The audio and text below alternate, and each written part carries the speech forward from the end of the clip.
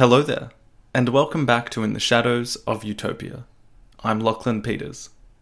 So far, in our in-depth explanation of the Khmer Rouge Revolution in Cambodia, we have covered right up until the French colonial period, just before the beginning of the 20th century. This episode is going to focus on the early French colonial era, from the 1870s through to the 1930s and just leading up to the Second World War. We're going to look at what the French presence in Cambodia looked like, how their Protectorate functioned, how it changed, and Khmer responses to it. We are also going to have a deep look at the culture of the vast majority of Cambodians during this period when we explore life in the rural villages. We will compare this to the radically different sights and sounds of the steadily modernizing capital of Phnom Penh and revisit the young Saloth Sar as he grows up there in the mid-1930s. This period of Khmer history also sees the early stirrings of Cambodian nationalism, and we will explore how this occurs. You might have noticed that a history show covering the period from 1870 to 1939 may need to explore one or two fairly significant events in world history that occurred during that time. So, in order to accommodate some of these needs, what we're going to do is spend this episode squarely on Cambodian history. That metaphor I used a couple of episodes back, about the massive hurricane or cyclone or typhoon, depending on where you're from. Well, that one that's going to form over Cambodia during the 1970s will rely on those cold, dry winds coming from historical forces and events in Europe, Asia, America, but also the warm, moist winds that will originate within Cambodia itself.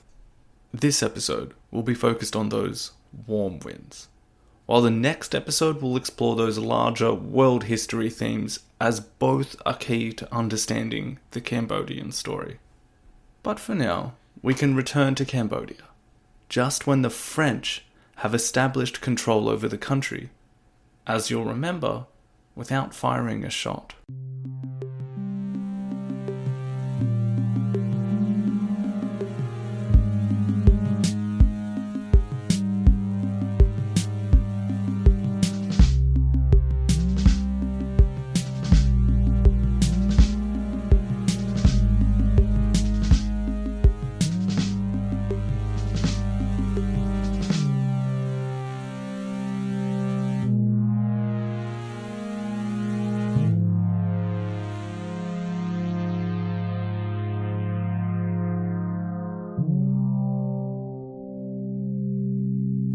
At the end of the last episode, we left Cambodia once the French had managed to get King Norodom to sign a treaty that would see the long-since powerful kingdom become a protectorate of France.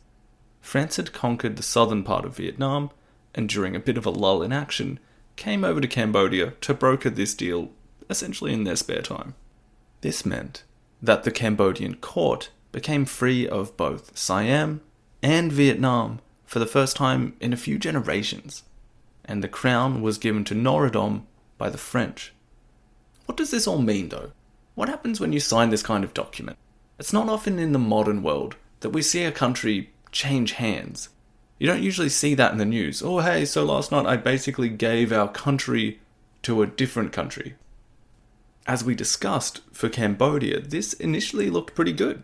They had been getting pretty rough deals from their neighbours basically since the Khmer had left Angkor, and now they had the protection of one of the great European powers to make sure the country would at least stay Khmer and not be completely swallowed up by either Thailand or Vietnam.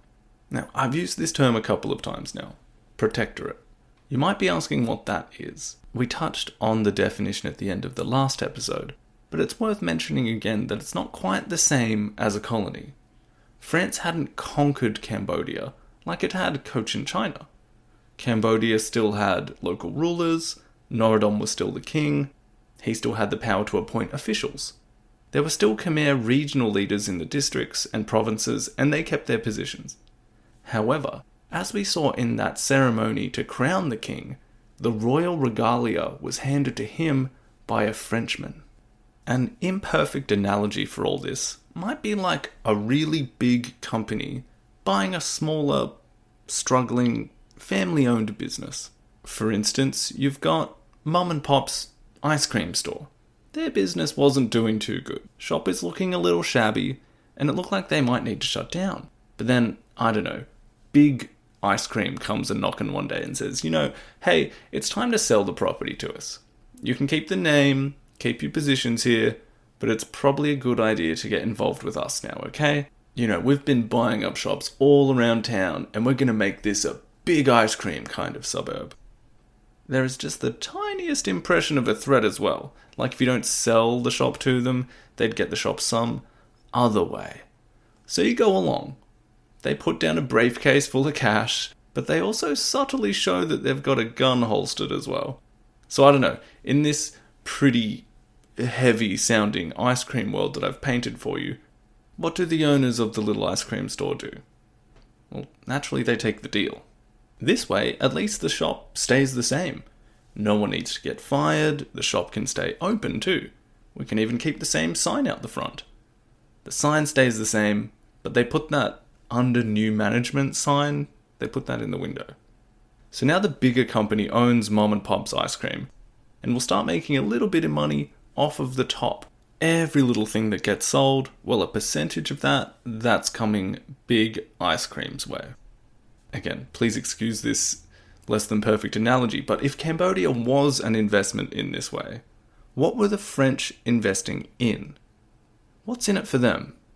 Well, first of all, it's not just the financial side. There is also the glory of simply expanding your empire. So you can say something like, we've got ice cream stores in 25 different countries. There is also the idea of the balance of power. Like Risk, the board game. That kind of strategy where you want to have territory in some places that means your enemies can't have it. In this case, the French are setting up a little bit of a thorn in the side of Britain's possessions to the west, like in India and Burma. Not to mention this other exciting explorative aspect to it. Cambodian chronicles were being studied and translated. Angkor was being explored. Sculptures excavated, sent back to museums in Paris. This mysterious and alluring land became a place for adventurers to become entranced by. And then there is the financial side to all this. Remember, the French were very interested in the possibility of using the Mekong River as a means of trading with China, and Phnom Penh would make the perfect base for that. However, once the Protectorate is set up and the Mekong is explored, well, they figure out that there's a lot of big waterfalls once you get up into Laos, and the whole thing isn't going to work. Anyway, there are other financial aspects. Basically, in the early days of the French Protectorate, Cambodia was less run directly from Paris, and more by a handful of young naval officers. Hence the prominence of this exciting adventure angle in all of this. But in the early days, these men are also making money off of business ventures they were setting up, or skimming money off the top of. So, the scale of French investment in Cambodia was quite small.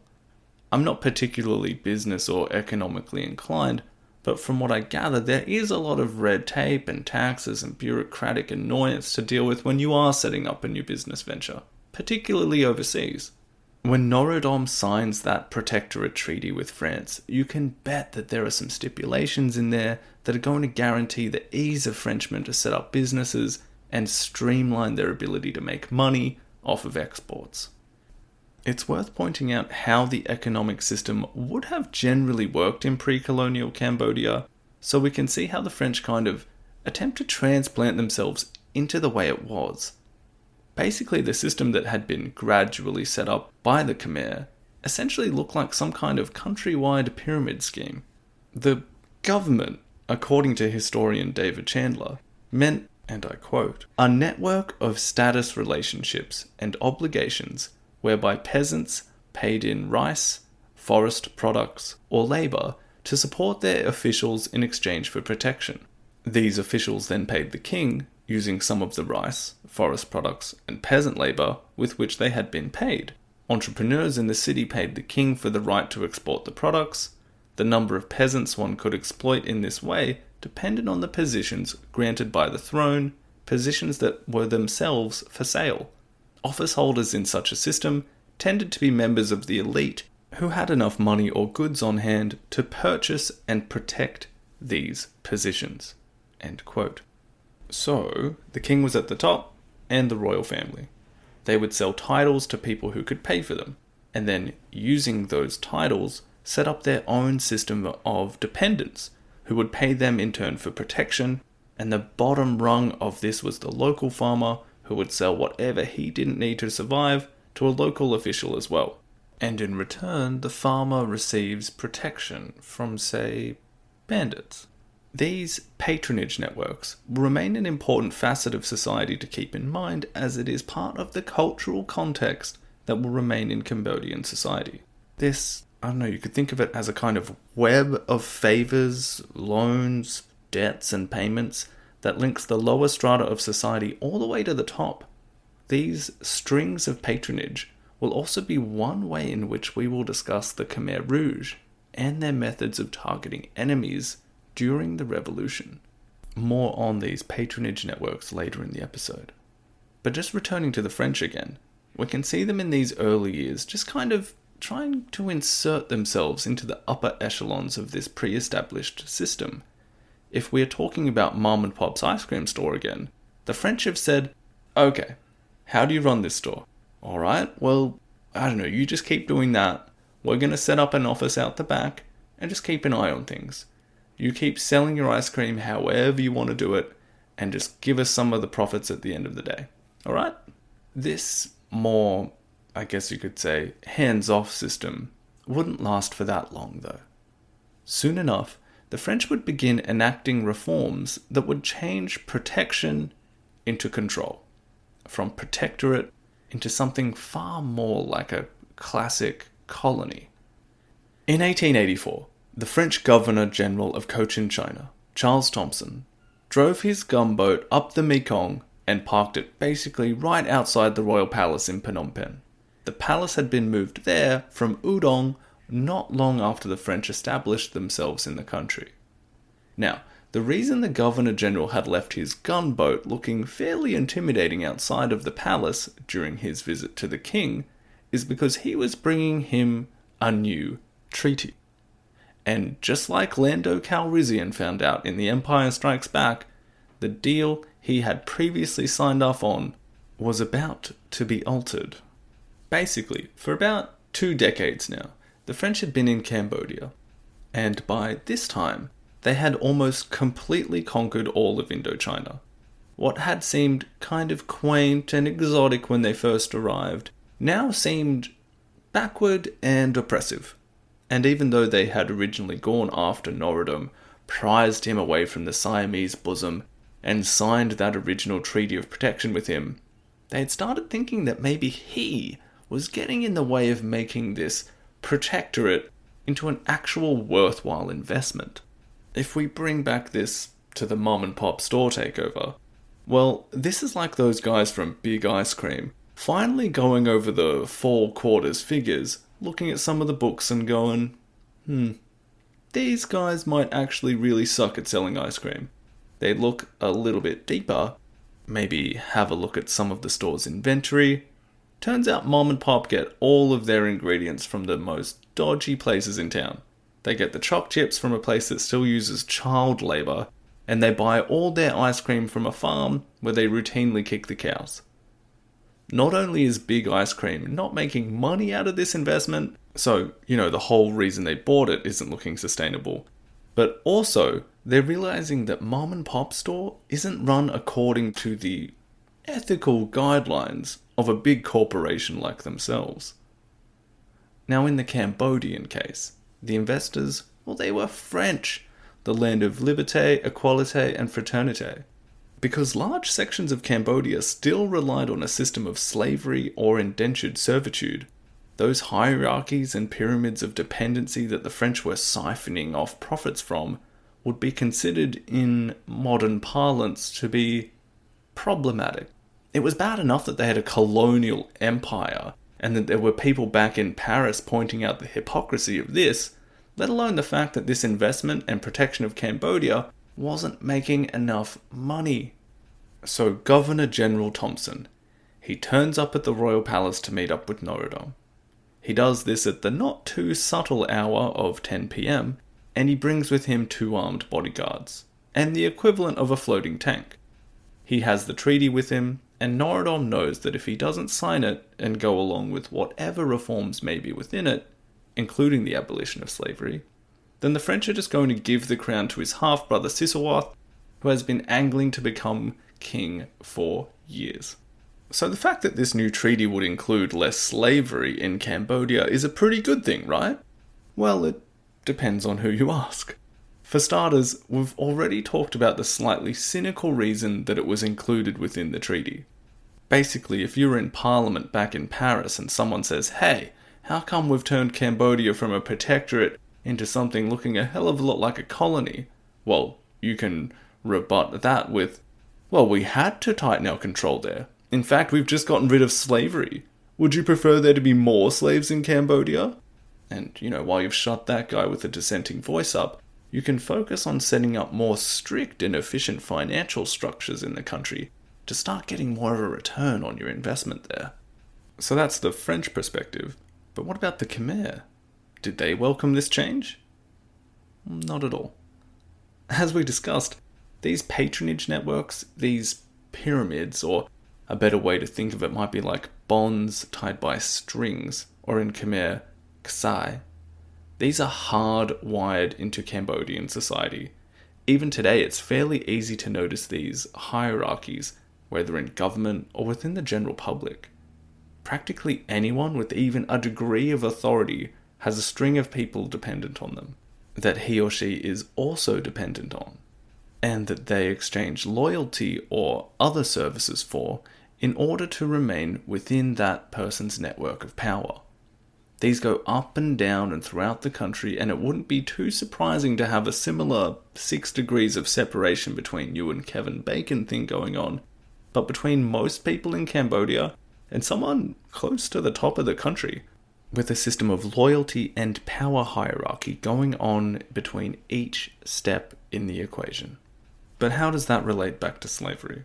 Well, the reforms that the French included were aimed at, for lack of a better word, proper slavery. The kind of horrible slavery that the word conjures. But these reforms would have also affected slavery light, spelt L-I-T-E. Like if I come from a family with 9 kids, and my parents needed to pay off a debt with someone higher in their patronage string, they might have made me go and work for that person on their farm and living with them in their village. This, it's not great, pretty feudal, which makes sense given Cambodia's development at this time, but it was part of the system in place. It was part of society. So naturally, if that kind of slavery were abolished, it would disrupt these patronage strings and would very soon impact the Cambodian elite who were in control of the lower rungs of power in the country. Remember, you purchase your positions and you have to keep paying for them. If that process is hindered, well, everyone's got a problem. It blocks the flow of society, as you could imagine someone saying who sat in one of those more privileged positions. This impact was not exactly just a nice humane coincidence of the French treaty either.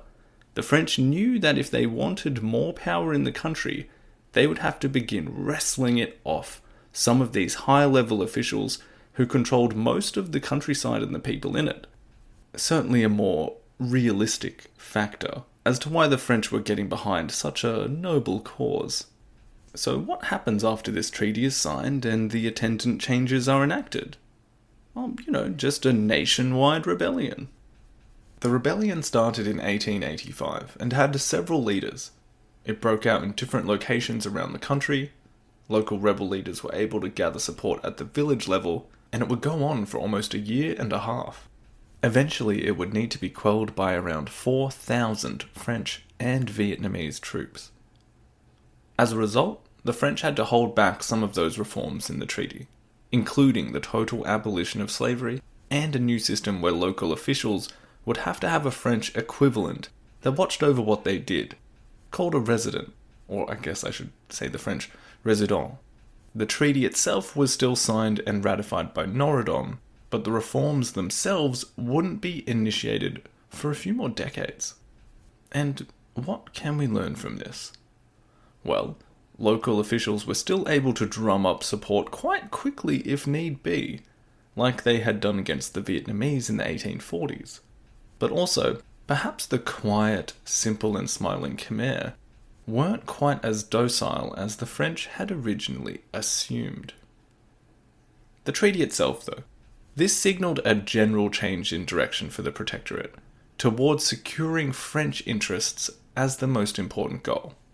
The Cambodian people, or Cambodia's position in relation to its neighbours, was less of a concern than just trying to organise the country in a more efficient way, a way that was simply aimed at making more money for the French. Remember, the 1880s was also the time that France consolidated power all over Indochina, including northern Vietnam and Laos. The new structure of French Cambodia, and French Indochina, would be achieved by inserting more French power and bureaucracy into the country. The résidence that we referred to earlier would eventually be placed into the provinces all around the country, and make sure that each district was lined up accordingly so that the taxes and goods could be procured from each with less Khmer influence. These residents then answered to the Résident Supérieur, who lived in Phnom Penh, and he was responsible for reporting to the Governor-General of all of Indochina. Now, while these changes could be more easily initiated in and around Phnom Penh or the larger towns and provinces, in general, many parts of the countryside remained somewhat outside of French knowledge and reach. A little bit how in some video games, where you've got that kind of fog that obscures a view of your map, with the places unexplored remaining grey. David Chandler contends in his A History of Cambodia that in this period no one knew how many people it contained, what they thought, or who held titles to land. Although slavery had been abolished, servitude for debts, often lasting a lifetime, remained widespread. At the village level, things probably looked the same as they had for centuries. Because this rebellion occurred under the rule of King Norodom, the French tacitly blamed him for letting it happen. As well as the reforms in taxes and the greater degree of control that the colonial power initiated at more levels of Cambodian society, the French also sought to give the next title of king to someone other than Norodom's sons. This seemingly mundane decision is worth planting a flag on, however, as shifting the royal succession here will eventually lead to one of the most important characters of this story, Norodom Sihanouk, eventually being crowned in roughly half a century. One really obvious example of how this period highlights a change between Protectorate and what functions politically and economically more like a colony can be seen in the treatment of Norodom. He was a full-on opium addict, and the French didn't hesitate in feeding this addiction, delivering him beautifully ornate wooden boxes of what I would assume to be very high-grade content. As the king's health deteriorated, they took no time in removing his executive authority, placing these powers in the hands of a Frenchman. In the words of David Chandler, these abusive and impatient French officials, they had fortunes to be made, and Norodom seemed to be standing in the way of all of this. As the king's health reached a low point in 1897, the French promised Sisawat, Norodom's half-brother, the throne. However, it would take another 7 years before the first modern king of Cambodia, the man that had signed that first treaty establishing this protectorate, to pass away in 1904. When he died and Sisawat was given reign, was another first in Cambodian history, as the French, and the French alone, decided who was going to be the next king. To those Khmer that held positions of authority around the country, they could easily sense that the power had completely shifted to the French, and that the idea of Cambodian interests being put before those of the French was a mere facade. Sisawat, once installed, was probably a bit more of a popular king than Norodom, and he took to the puppet aspect of this quite well. He posed as a king. He engaged in all the appropriate ceremonies that a Cambodian king must do. He also took after his brother in enjoying the very kind allowance of extremely high-grade opium that the French delivered him annually. More than 113 kilograms, apparently. This, I can only imagine, would really take the edge off of some of the more stressful aspects of royal life, with the palace, the wives, concubines, the quasi-godlike power, the tough life. And that does pretty well to introduce us to Cambodia here at the start of the 20th century. The king is visible, he is popular, but the real control is completely in the hands of a foreign power. Life for most Khmer basically stayed the same, despite some of the advancements that were being seen closer to the capital city. Slowly, a degree of functioning electricity and water services could be seen. The modernization toward the edges of the kingdom were far off, however. Communication inside Cambodia remained very poor, and the only segment of that society which was being modernized was dominated by the French and was aimed more toward the immigrants from China and Vietnam, who ran the businesses, as well as holding most of the bureaucratic functions within Phnom Penh. To illustrate this disparity, I think it is Chandler who juxtaposes technologies like cars, electricity, and running water to people's lives in the rural villages, where an ex-monk gathered a following by claiming to possess a golden frog with a human voice. So people in the countryside were essentially still living in a feudal system, where their labour and rice was being funneled up the patronage strings and pyramids to the upper echelons in Phnom Penh in order to fund the development of this increasingly modern city. The branches of government that a Cambodian peasant might encounter in these years was composed of a minority of Cambodians and of a great many Vietnamese who were brought into the Protectorate because they could prepare reports in French.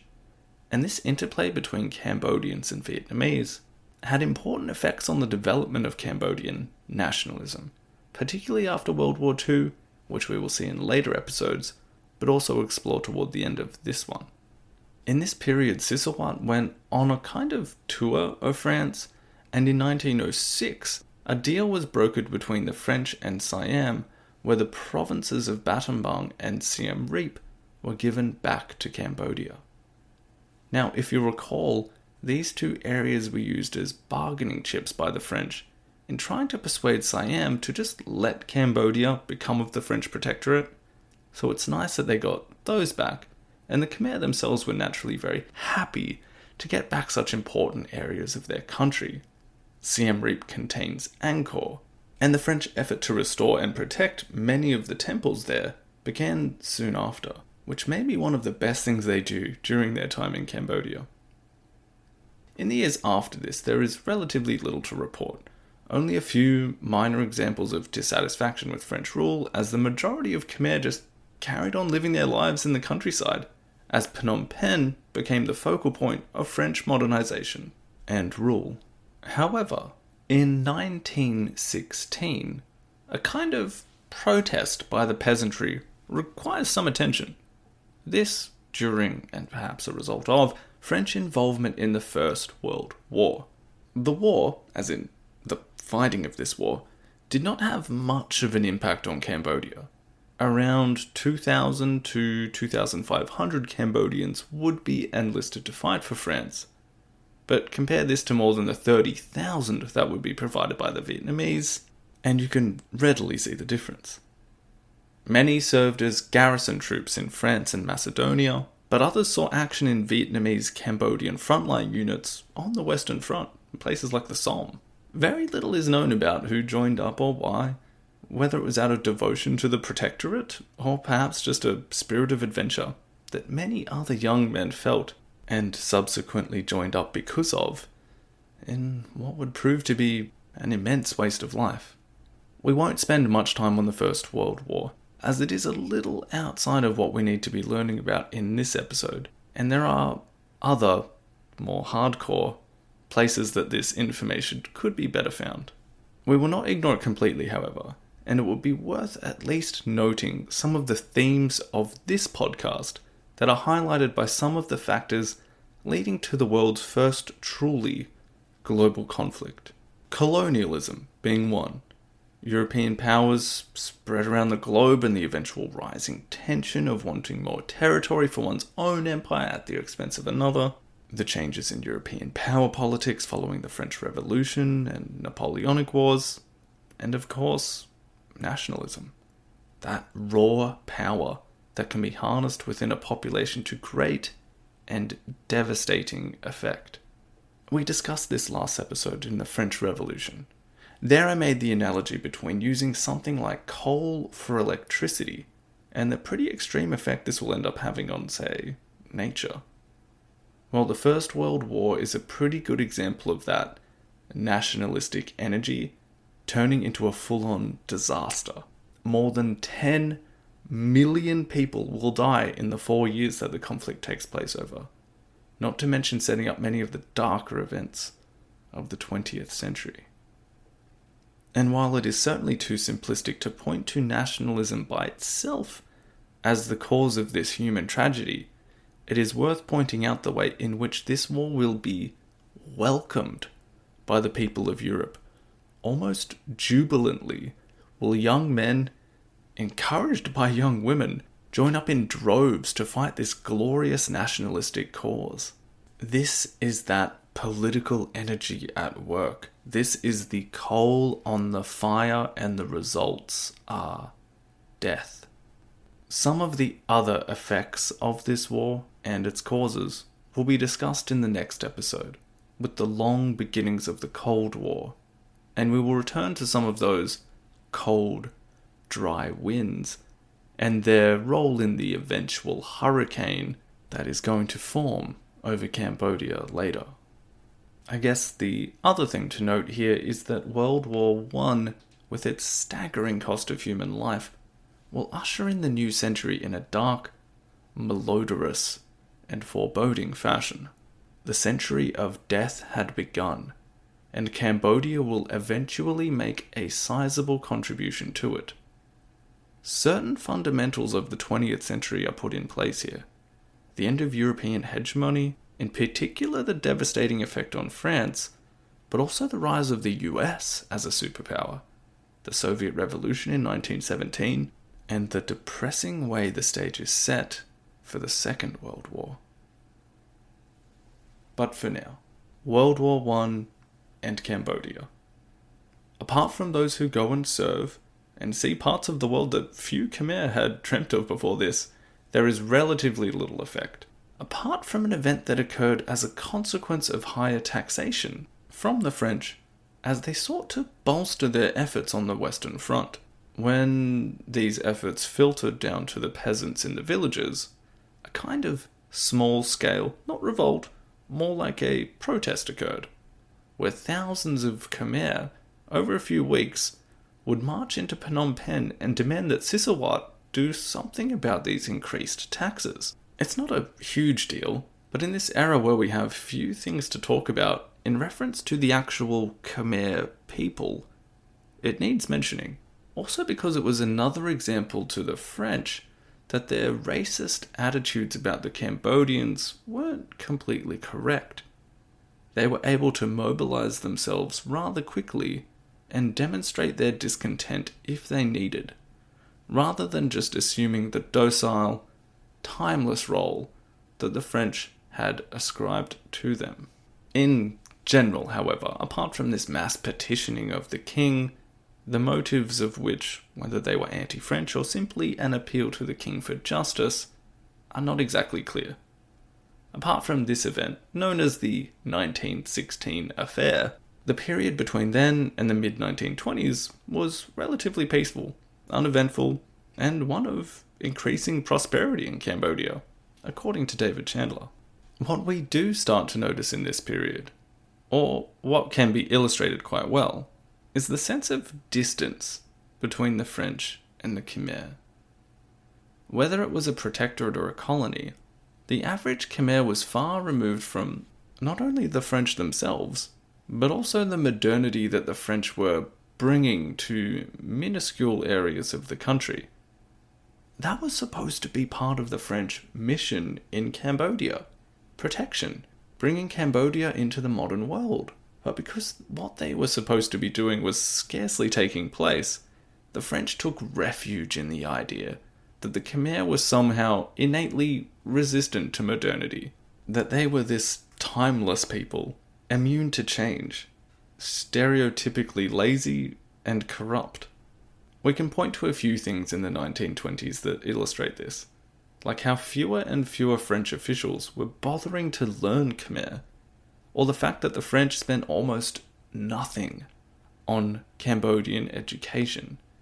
There was barely a handful of schools, and even primary education was a rarity. Medical services were minute. Electricity and running water, as we've seen, was practically unheard of outside of Phnom Penh. What makes these facets of French rule not just unhelpful to the Khmer, but more toward that category of outright negligence, was how much your average Khmer person was paying for this so-called protectorate. And I'm rubbing my fingers together doing the finger thing. It's time to talk about taxes. As we saw during the French Revolution, heavy taxation on a large peasant population can have some interesting effects in the long term. And there was a staggering disparity between what your average farmer in the countryside was paying in taxes in comparison to the French officials in Phnom Penh. In 1885, the French introduced a unit of currency for Indochina that would increase monetary stability. It was called the piastre de Comoros. Your average French official could make around 12,000 piastres a year, and perhaps pay only about 30 piastres in tax in that same year. A Cambodian farmer, though, they could make about 90 piastres a year if they were working. If they were just selling crops, you're probably making less than about 40 piastres a year. Yet they were saddled with taxes of around 12 piastres a year in the 1920s. So for your farmer, that's more than a quarter of your extremely limited income. To speed the maths here, that's about 100 times the rate that your far more wealthy monsieur is going to pay. As we've seen, most of this money is just going to the capital, where it's going into the pockets of French officials, the royals, and the elite, and for projects that they deemed worthy of financial backing, rather than something like, primary education. Cambodia was being protected, sure. Siam, Vietnam, they're out of the picture. And the Khmer are going to survive. The 19th century was not going to repeat itself. But the 20th century, this was also being kept at bay.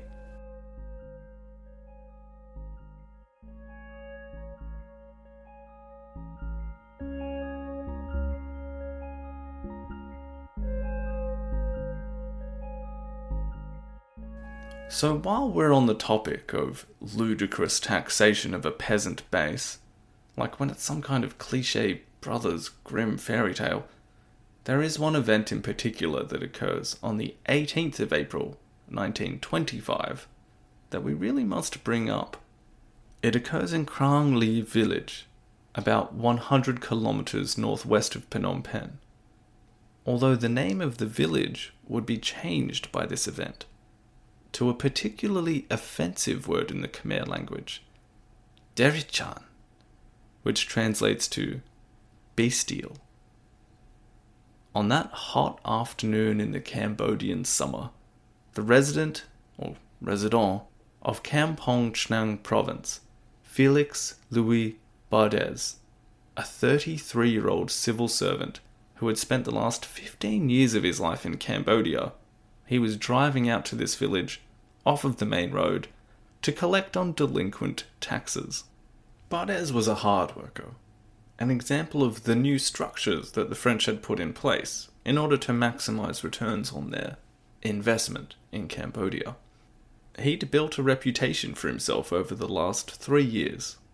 He was very efficient and believed that if he himself worked harder and tried to personally fix some of the issues that lower-level Cambodian officials were creating, like when they went into a village to produce numbers and procure the taxes on the land holdings, as well as try and limit some of the corruption that was occurring between this level and the string of officials which actually collected that revenue. Bardez believed that he could make this whole process more productive if he supervised it quite closely and intervened when necessary. I guess you could call him hands-on in his approach. He'd been promoted from a similar position in Prey Veng province in the southeast because he was able to gain a higher yield in tax revenue by exposing the compromises, the doctored books and exaggerations that were taking place at village level by these local Khmer officials. This plays into that idea we were discussing about the French. They were attempting to disrupt and replace the traditional patronage strings that had served as a foundation of the Cambodian economy, replacing them with French bureaucrats that could squeeze more money out in order to fund the colony itself and produce more capital for France. Because of the excellent work he'd done in Prey Veng, he was given another, more important province, which needed tightening up. In the days and weeks leading up to his trip to the village, Bardez had written in his diary and explained to his friends that there really wasn't that much money in the village to meet the demands that had been imposed. Recently, a new mountain resort for the elites and royal family had been built at Bokor, just near the town of Kampot, which is a popular tourist destination today. And like other projects of the French and royals, naturally the price in money and labour was passed down to the lowest levels of society to pay. A red line was marked under the town of Krang Liev. They hadn't paid up yet. Despite his reservations, however, feeling as though they may not really be able to produce the money, Bardez certainly didn't get that recent promotion by not achieving his targets, and he was a young, ambitious official. Perhaps the difficulties he thought may occur explains the reason why he did not drive to the village alone. He brought 2 Khmer with him, an interpreter to get his point across, as well as an armed security officer. So, even though this official had spent more than a decade in Cambodia, he couldn't speak Khmer, highlighting how French officials in their Protectorate functioned in a somewhat removed space from the populace. He would communicate his need for the taxes to be paid, from French into Khmer, and with the threat of force in the background. Upon disembarking his vehicle and gathering everyone in the village, he demanded through the interpreter that the group of delinquent taxpayers come forth. Then he shackled them and put them in a local hall. He also instructed his guard to beat them, and he himself may have done the same. What makes the patronizing actions of this ambitious resident harder to swallow is that there was a law in place that was simply given the several people in the village who hadn't paid the taxes a fine for not doing so. A fine which would have been incurred 3 months after the payments were due. Yet Bardez had decided to shackle them up in a hall in the middle of summer and declare that they would go to prison if they didn't pay up. An impasse followed, and this is when a crowd of villagers came to witness the spectacle that had begun to unfold. The mood became particularly sour when, after what must have dragged on long enough to produce an appetite in the French official, he retrieved his lunch and began eating, refusing to let his new prisoners do the same. Perhaps Bardez was banking on the stereotypes that had grown within the French conscience about the Khmer as peaceable, smiling, simple folk who couldn't muster anything against a European like himself. Or maybe he was trying his hand at intimidation tactics that were a level he was unaccustomed to administering in person. Whatever it may have been, his actions in Krang Liev that afternoon, in the hot sun, waiting for their friends and families to be released, and offended by the complete lack of respect and overly harsh treatment that was being meted out, well, they snapped. More recent accounts of that afternoon state that an argument occurred between Bardez and the wife of one of the prisoners. Her name was Bi, and she was the best hat maker in the village. She had already paid the 5 piastres that were owing, but Bardez said that her husband wouldn't be freed until all the rest of them had paid as well. She grew angry and lashed out, saying, "Do you treat us Khmer people like humans, or the trash at your feet?" In response, Bardez allegedly told his security guard, a man named Lak, to shoot this woman. That is when another villager ran and attacked the guard before he could carry this order out, which allowed Bi to run at Bardez and hit him with an iron bar that she found near the door of the hall. It's not completely clear whether this was completely impromptu or that there may have been a plan circulating around the crowd for a while, but it was hastily put into action, and a group of 20 to 30 of the villagers rushed at Bardez, his interpreter, and the armed guard. They beat them to death with chairs, fence posts, axe handles, and eventually the guard's own rifle butt, beaten to their last breath before being stabbed repeatedly with daggers. The corpses were then mutilated, and according to some who were there, the group of murderers danced around the bodies. This impromptu protest was then gathered into a crowd by some local leaders, and they marched toward the provincial capital to demand lower taxes. But eventually the crowd kind of dissolved. Over the subsequent few weeks, one suspect was given a death sentence, 5 others life imprisonment, and 13 other sentences were given out, ranging from a few months to 15 years in prison. And it was then that King Sisawat issued the brand on that village that is still felt into the present day, renaming the village Bestial, while also mandating that a stupa for Bardez be built to highlight the humiliation of the town. In a Phnom Penh Post article written in 2018, the grandson of Sam Yom, one of the delinquent taxpayers shackled on that afternoon, says that even in the 1960s, when he was going to school, there was still teasing.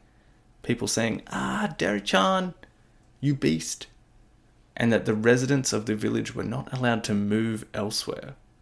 He recalled his grandfather saying, "We were humans, not animals. What Bardez did to us at that time was unbearable, but instead we were blamed for killing a bad guy. This is a lesson of what it was like when a country is ruled by another."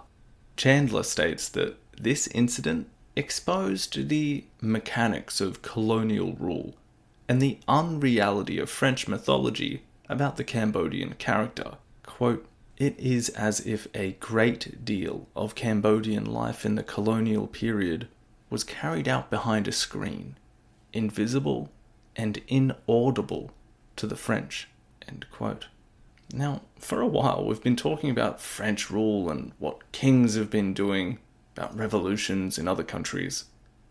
But now we've finally been able to discuss the Khmer in our story, and genuinely see and hear from them, from people, like the man who was held captive by Bardez that day, and saying that this is a lesson of what it is like when a country is ruled by another, implying that there is some kind of energy that was produced and that violently erupted that afternoon in a kind of microcosm of French colonial rule in Cambodia. The reason I've shared this story, and why it is often highlighted in the literature on Cambodia, is because over the next couple of decades, we will see this event as perhaps one of the precursors to a Cambodian nationalism that will grow within this context of colonialism. This kind of reaction to the French, or some of the early stirrings of an independence movement, will become the focus of episodes down the track, and we will look at the development of this in the 1930s toward the end of this episode. Going forward, however, I want to keep our story firmly within the world of the Khmer. I want to give you a look at life behind that screen that the French were not perceiving. I want to give you an impression of what this rural life was. What life looked like for the vast majority of Khmer in Cambodia during this period, and indeed centuries before this and decades after. We haven't been able to do this since Chao Khan's Customs of Cambodia in episode 3. And I need to highlight the importance of certain fundamental aspects of this way of life, not only because it provides quite a contrast between the old world and the modern one that is being built in Phnom Penh at the hands of the French, but because eventually Pol Pot and the Communist Party of Kampuchea are going to force everyone back into, you could say, a kind of version of this world again. But it won't be the same. It will be deformed. It will be a brutalized version of this world. It is a perfect time to give you at least an impression of this world before it is tainted by the Khmer Rouge. Because even though this rural lifestyle will be held up and idealized by the eventual communist revolutionaries, fundamental aspects of this old people lifestyle will also be smashed to pieces.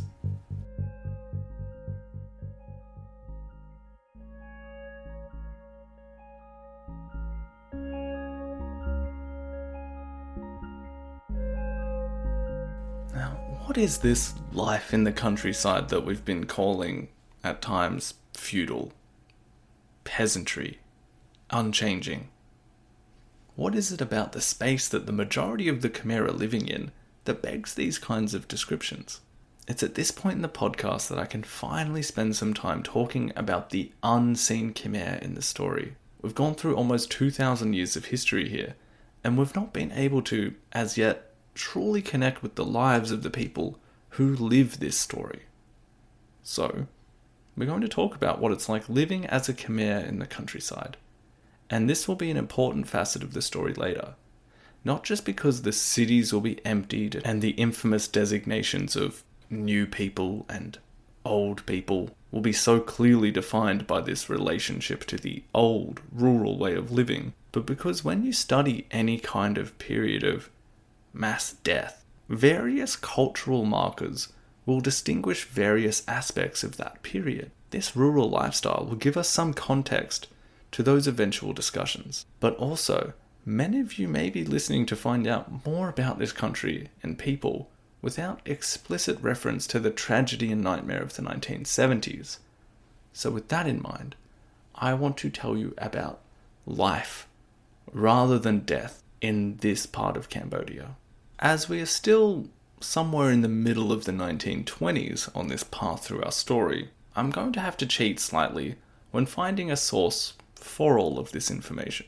One of the best, one of the few, studies of life in the villages was not written until the 1960s, when May Ebihara, an anthropology student from Columbia University, would write her PhD, Svay, a Khmer village in Cambodia, and provide us with an in-depth look into this world.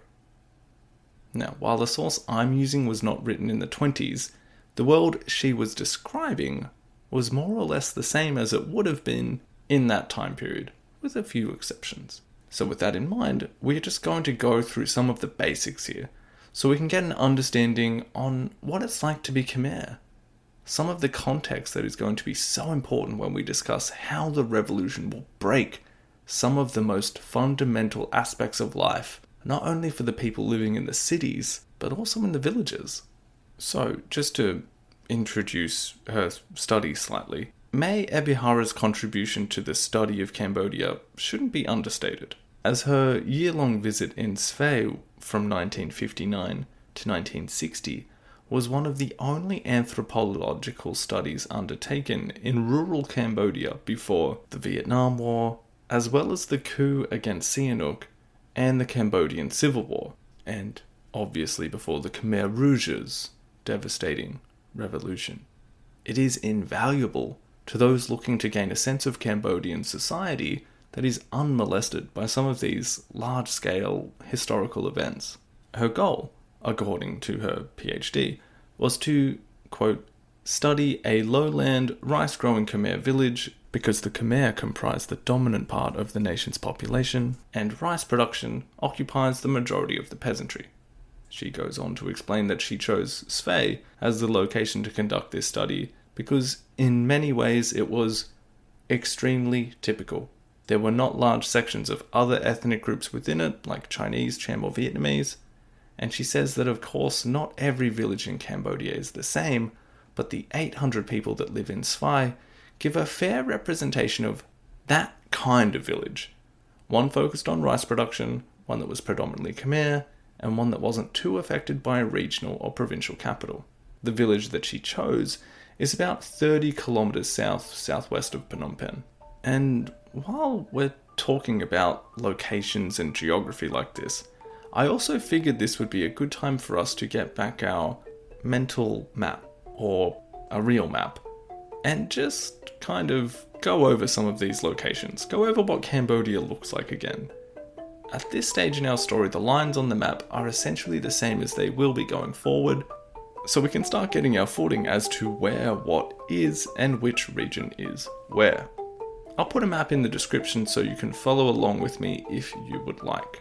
And I'll just give you a little bit of time to do that now. Alrighty, so clockwise from the western provinces, we will start with Battambang, Siem Reap, the districts that changed hands from Siam back to Cambodia in 1906. We've spent a fair bit of time here in the podcast so far. As I said, Siem Reap contains the noticeably large Great Lake, the Tonle Sap, as well as the region of Angkor and the ancient cities of Yasodharapura and Mahendraparvata, the old seat of the Khmer Empire and its predecessor. To the east, we have Kampong Thom, a large province which also borders the Tonle Sap. Kampong means port, and Thom means great or large. This province contains the village of Prek Spao, which we spoke about at the start of the last episode. Moving further around the clock, we've got Stung Treng and Krache, which border the more forested and mountainous regions of Ratanakiri and Mondulkiri, themselves bordering Laos and Vietnam. These two provinces are also populated by some of Cambodia's minority ethnicities and tribal peoples, like the Jarai and the Khoi. Coming back around, we've got Kampong Cham, Port of the Chams. Remember, that's the Muslim ethnic group that came from the old kingdom of Champa. Then toward the border with southern Vietnam, or at the time we're talking about in the story, Cochin, China, we have Pre Veng and Svay Rieng. Phnom Penh sitting there in its own kind of central district in the middle there, at the confluence of the Mekong and the Tonle Sap River. And then further down you can see Takeo, Kampot, and then the provinces of Kampong Som and Koh Kong, where you'd head these days for a slightly more tropical, coastal kind of visit.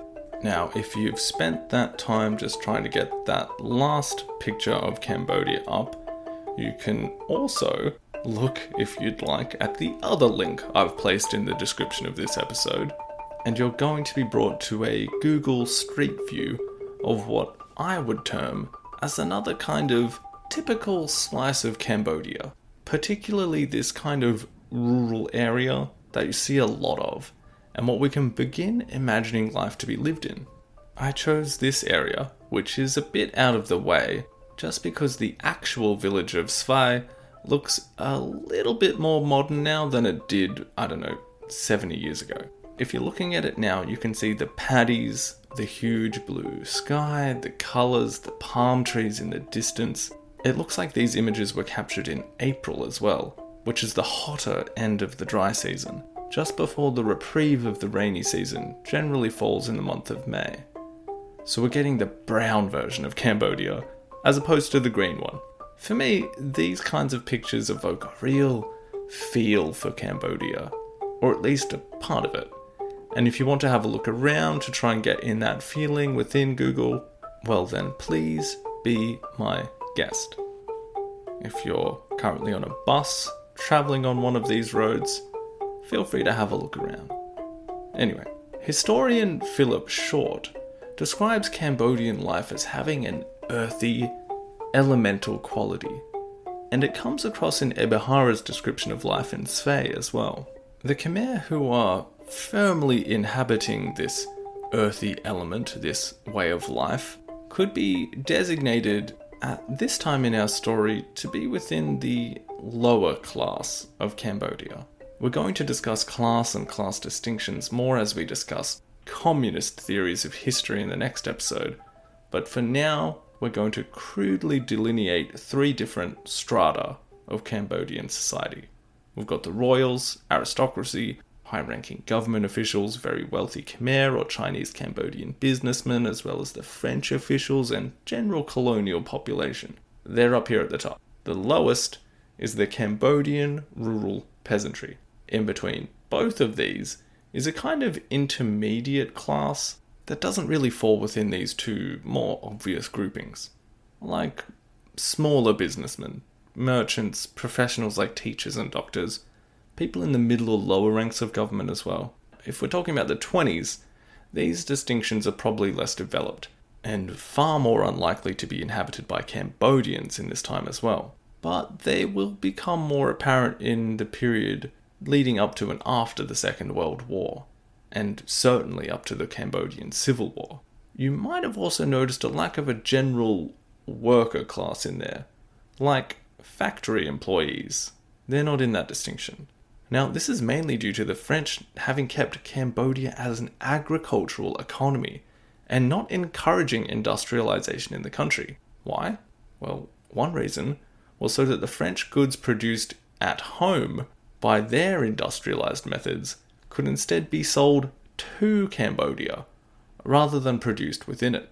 Again, the reason I'm mentioning this will make more sense when we discuss communism in later episodes, but for now, for a more simplified version of these class structures, in this episode, and particularly in this time period, it might be easier just to divide those that live in the urban areas and the Cambodians that live in the rural villages. Those that live in rural areas could be defined as subsistence farmers, and is the nature of this lifestyle that we want to explore here. Naturally, if your life is classified in such a way as a subsistence farmer, then perhaps the best place to start if we're going to describe that life or talk about that life in Sve, well, let's start with farming. This is the fundamental goal of that life. And it's been a while, but it's time to talk about rice again.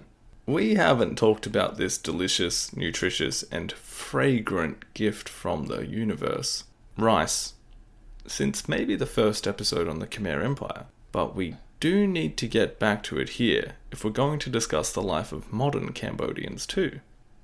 Now, if you're like me and live fairly removed from the actual world of agriculture and just buy this stuff in handy bags, well, maybe you also don't quite know just what it is. The actual thing you buy, boil, and eat is the seed of the grass species Oryza sativa. Well, that's the name for the Asian variety anyway. Ebihara noted that, in the village of Svai, the term for eating a meal in Khmer, nyambai, was literally to eat rice. And hunger? Well, that's expressed to be hungry for rice, cleanbai. And that's really no surprise considering that it's the basic component of every meal. Rice gruel served at breakfast, and boiled rice for the evening meal. Sweets and cakes are also made from rice grown for that purpose in particular. An adult in this period was estimated to eat between 15 to 22 kilograms of rice per month, and apparently in the village of Svai, the Khmer could list more than 25 varieties of rice, each with certain distinctions of form or taste with different names that denote different qualities. It could also be used as a substitute for money, as many inhabitants generally wouldn't have had much cash on hand. So, it's a fundamental aspect of life. To quote Ebihara, it is not only the principal activity, but equally the most ancient traditional activity. Rice production occupies about 80% of all cultivated lands in Cambodia during this time, and it's primarily grown in wet paddies in the lowlands of the country. The majority is grown by farmers, and as we've said, primarily for consumption, i.e. subsistence, with only occasional or limited surplus being sold on at the market. This means you're basically going to grow enough to feed you and your family. And if it's a great season, well then maybe you'll have a little extra to be able to sell for a small amount of money.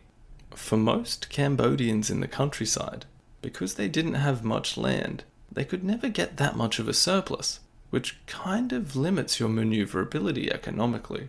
That being said, some regions in the country with a relatively low population and large per capita land holdings could produce substantial amounts of rice for both regional and international trade, leading to a reputation for Cambodia as one of the rice baskets of Southeast Asia.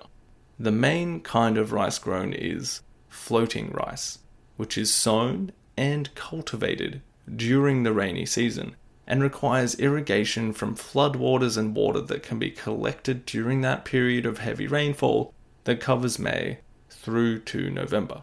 In the village of Svay, each rice field is owned by individual families, except in the rare case where a married couple might jointly purchase a paddy with another couple. Each paddy is worked by the whole family as well, and generally a paddy is acquired through inheritance. These parts of your land, these paddies, are parcelled up and separated by little earthen dikes.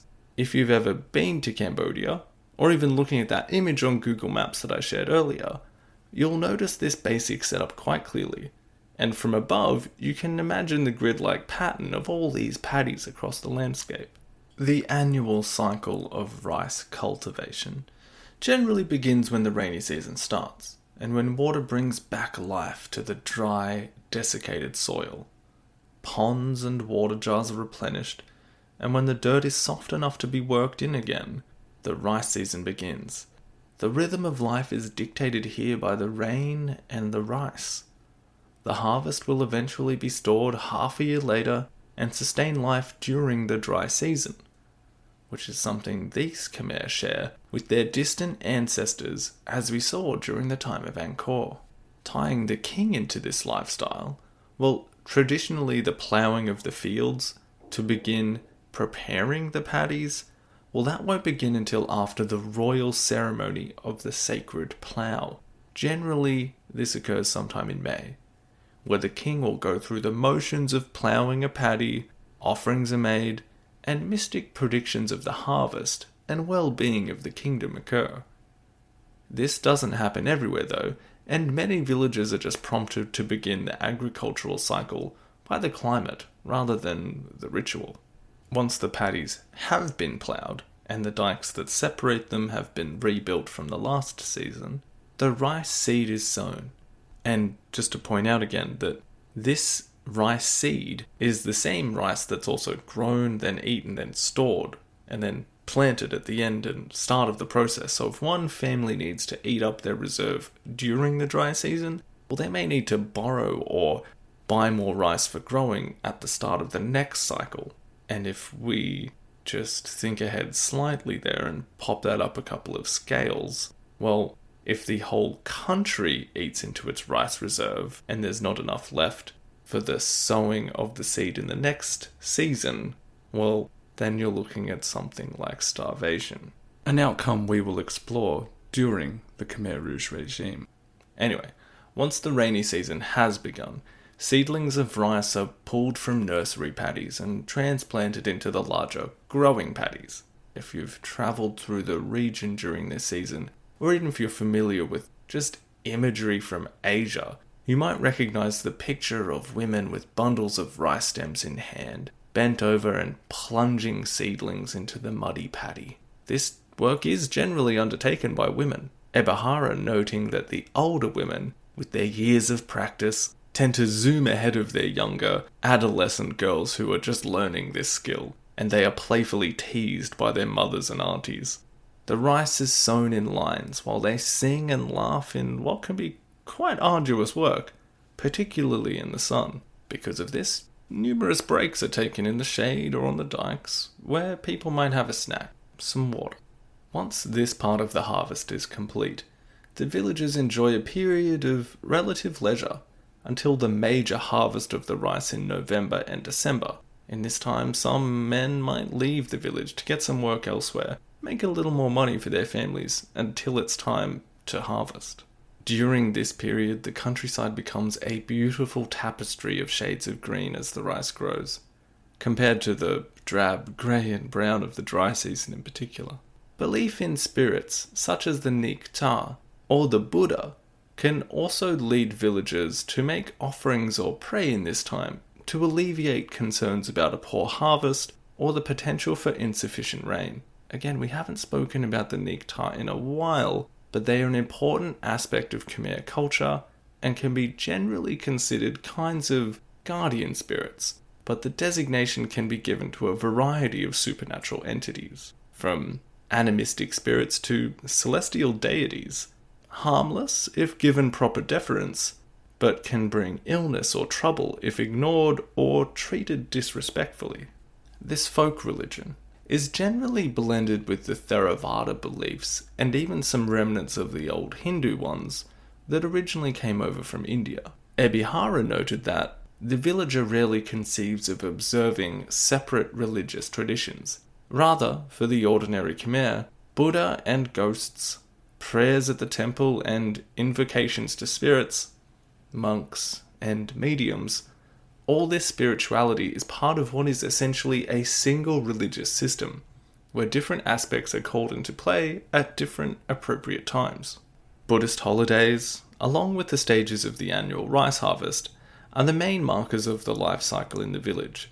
But the intricacies of Theravada theology and doctrine are little known to the average villager.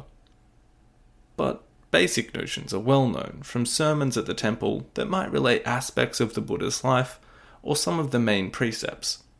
The average layman has little hope of achieving nirvana and is unlikely to say, meditate, but something more easily grasped might be a better existence in the next life simply by accomplishing enough good deeds in this lifetime, proceeding along a righteous path.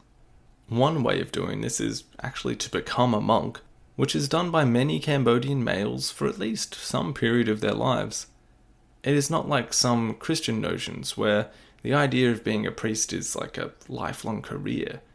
For the Khmer, someone can come in and devote themselves to this way of life for a few months or years, and then return to their regular life, and it's simple enough. Some precepts of Buddhism are taken more seriously than others, in a way that many religions are generally followed. Say, the precept against killing, well, that's taken very strongly, where the slaughter of animals is abhorred and generally delegated to Cham or Chinese butchers. However, certain creatures such as crabs, snakes, insects, or fish are dispatched quite readily by the villagers. Ebihara noting that chickens were sometimes a borderline case. She also said that the precept against drinking alcohol is followed, but one's back can be easily turned on this one, and relaxing with beer or wine when money is available or on holidays is generally fine. But excessive drunkenness is abhorred and considered evidence of a bad character. The Buddhist temple, or Wat, is a center of social life, with many festivals and holidays punctuating the year, as well as functioning as a source of rudimentary education for many villagers. It is a fundamental element of life. Ebihara succinctly and I think quite brilliantly summarizes the significance of spirituality for the Khmer in Svai when she says that the folk religion does a lot to supplement Buddhism. Quote, Buddhism can explain transcendental questions, such as one's general existence in this life and the next, but the folk religion can give reasons for and means of coping with the more immediate and incidental, yet nonetheless pressing, problems and fortunes of one's present existence. The accumulation of Buddhist merit may enable a better rebirth in the next life, but in the meantime, there may be problems such as drought, illness, or unrequited love in this life that needs attention, and these worries can be relieved by recourse to the folk religion.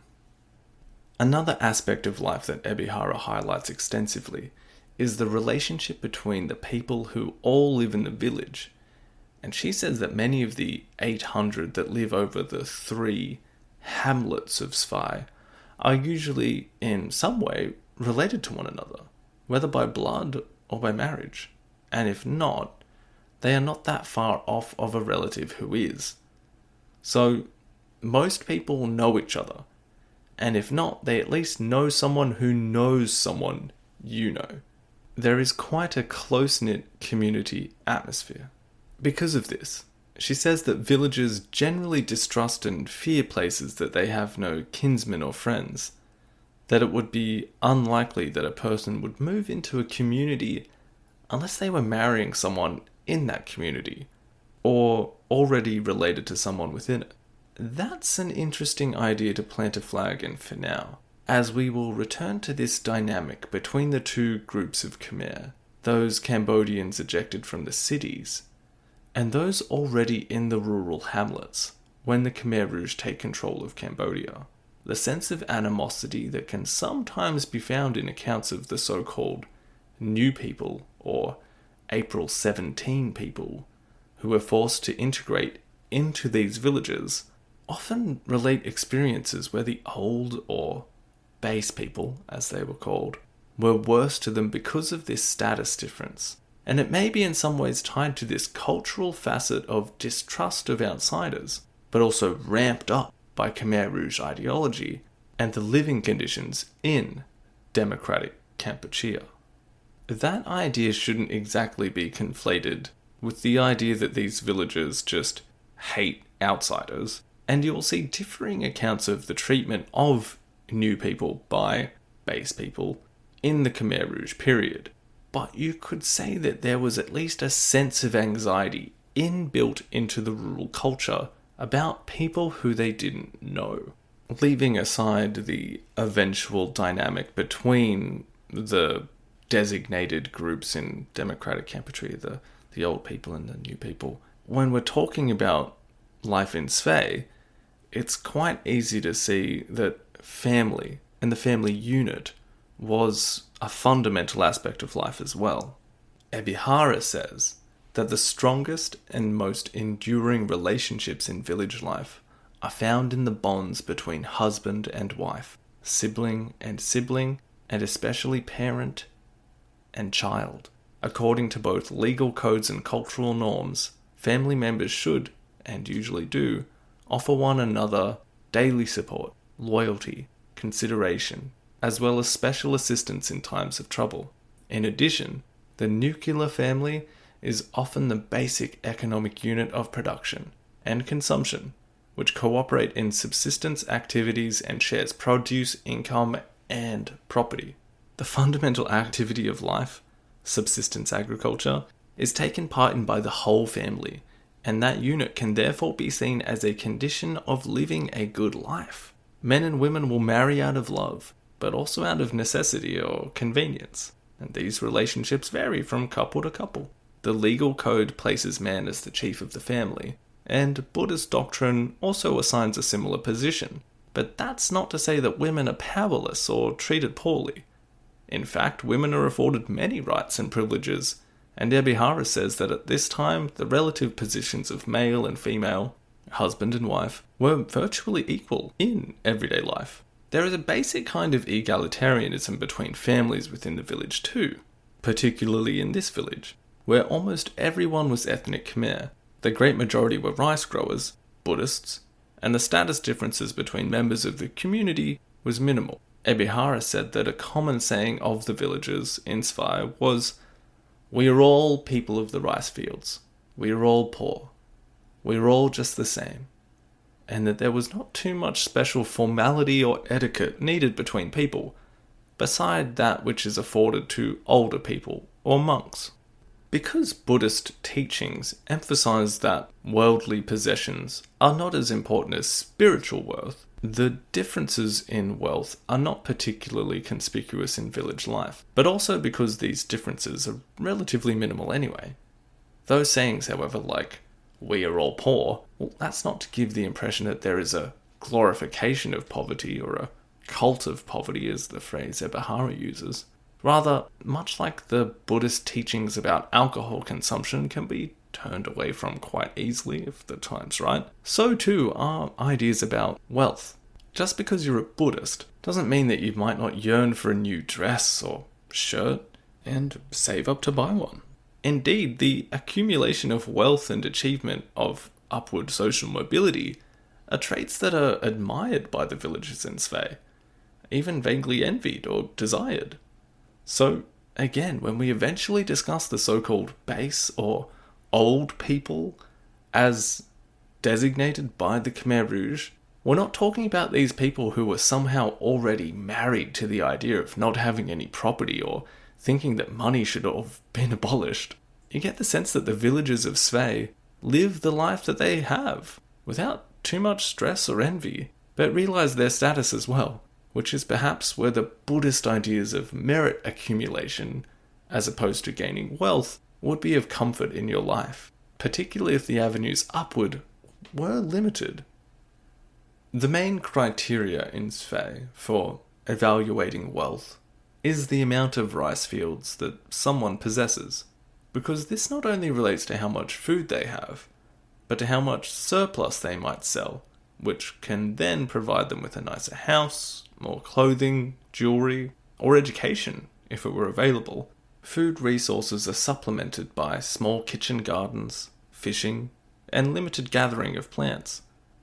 Cash income, necessary to purchase items not produced at home, must also be augmented by various non-agricultural activities, such as making palm sugar, raising pigs and chickens for sale, or finding temporary employment of different kinds. For most of the villagers, this kind of subsistence lifestyle does involve a degree of worry and effort in order to make ends meet, a way of life that is surely contrasted to the life of affluent urbanites. Unlike the people in the cities, the people in a village like Svay also don't have access to banks. So, any surplus cash that they may end up saving is usually invested into things like jewelry, gold or jewels. These items can be sold quite quickly if necessary and act as a kind of savings. So, what can we learn from this study of the village called Svay? What kind of ideas do we get about just living as a Khmer in Cambodia? This being the life that if you were born in Cambodia during this time, you would be overwhelmingly likely to live, well, as you can see in those descriptions, as earthy or elemental, as well as some of those ideas about aspects of this lifestyle being very old and likely maintained for hundreds of years at this point. Well, they do seem to ring true. This life surely seems a little tough by many of our modern standards, and there's a reason that the idea of, or the connotations of the word peasant are generally negative, or at least something that we wouldn't hope for. But we can also see elements of life for the average Khmer in the countryside as being quite harmonious with nature, deeply in tune with the earth, in a way that many of us might admire, or sometimes indeed yearn for. We can see a community which is focused on a goal: grow enough food, and the role that deep ties to family and community plays in this kind of society. But we shouldn't just think of the Khmer here as downtrodden and bemoaning this character of their lives, in the same way that you have to work to earn money to live in your house or buy your food, as well as finding the time to do the things you like and see the people you love. In this way, our lives are quite similar. We work, we save, we eat, we spend time with friends and family, we laugh, suffer, wait for holidays or festivals, and relax when possible. We do tend to do this day after day, year after year. We need to imagine life in the countryside involving life. Children playing games together and teasing. Young men and women, when they weren't completing chores, sitting around, talking, joking, flirting, playing music, gossiping, singing popular songs. A woman visiting a medicine man to collect a remedy for a loved one. Or a young man worrying that he might have drank too much and embarrassed himself at a recent wedding. When we eventually come to the point in our story when a civil war will take grip of Cambodia and more of this countryside will fall into the hands of the Khmer Rouge, as we arrive at that point and begin discussing the stark difference in life that is seen between those living in the cities, those in the countryside, we need to remember that life in the countryside was not aimed against those in the city, It was not lived by automatons who worshipped poverty and who would be content to wear one outfit of black pajamas and toil for 16 hours a day. The Khmer Rouge will ruin this world, as well as the world of the urban classes, warping and dementing a world based on family and community to one in which the family was smashed and broken, and the spirituality which supported their lifestyle amputated, and even the ability to grow enough food for yourself and your family taken away. But that is later in the story. And with all that I've said about life in the countryside in the 20s and 30s, I feel as though I've painted a pretty rosy picture. And we should still note that life in rural Cambodia was tough, was poor, and it was lacking in things like education, modern medicine, and opportunities of upward mobility. There certainly was a big difference between the lives of the Khmer in a village like Svay and those in Phnom Penh. In this period, when we do approach the 1930s, some of the most easily discernible differences would be basic elements of what I guess you would call modernity. Running water, electricity, also clearly just in the kind of life a farmer lives to that of, let's say, a small businessman. Remember, this is also the time when Phnom Penh was starting to become quite noticeably different to the rest of the country, and in a sense, becoming quite un-Khmer.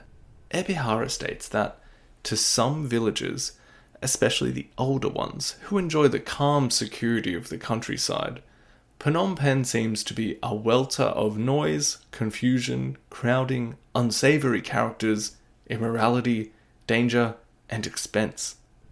An experience to be endured only when absolutely necessary. Some people who have been there bring back stories of immodest women, attempted or accomplished thievery, physical violence, and other lurid accounts or varied complaints. But for other villagers, especially the younger generation, Phnom Penh is the epitome of excitement, sophistication, and glamour, the symbol of wealth and escape from peasant life. They visit the city eagerly and describe its sights with glowing eyes. It's at this point in the story, in the mid-20s and into the early 30s, that you may recall Saloth Sar grows up, and as we discussed at the beginning of the last episode, he will be sent from his family's village in Prek Spau, one that would surely have many of the characteristics of Svay, and he will go to live with his cousin Miak and his older brother in this completely new environment in the city. A journey he will make not on a horse and cart, as would have been the case for hundreds of years previously, but instead on a steam bus, which is kind of what it sounds like. Imagine a steam train, like Thomas the Tank Engine, but it's got wheels on. It all has this kind of quite useful metaphorical quality. It's like hopping on a vehicle of modernity, travelling on a modern road, to the symbol of modernity in Cambodia, the increasingly un-Khmer city of Phnom Penh.